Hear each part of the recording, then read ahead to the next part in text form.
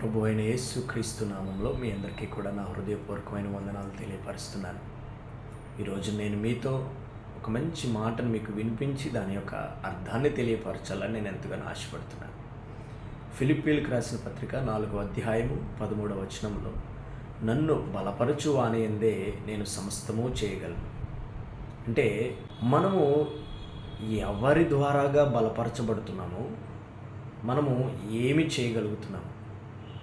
ఇక్కడ మీరు కనుక చూసినట్లయితే ఈ యొక్క మాటను ఎవరు తెలియపరుస్తున్నారంటే అపోస్తులుడైన పౌలు గారు తెలియపరుస్తున్నారు. ఆయన సువార్త ప్రకటనలో అనేక విధాలుగా అనేక ప్రాంతాల్లో సువార్తను ప్రకటిస్తూ చెరసాలలో వేయబడినప్పటికీ కూడా ఎన్ని కష్టాలు పడినా, అవమానాలు పడినా, ఆకలి దప్పికలతో ఉన్నా ఆయన ఏమంటున్నాడో తెలుసా? ఫిలిప్పీ సంఘానికి రాస్తూ, నన్ను బలపరచు వానియందే సమస్తము చేయగలను అంటున్నాడు.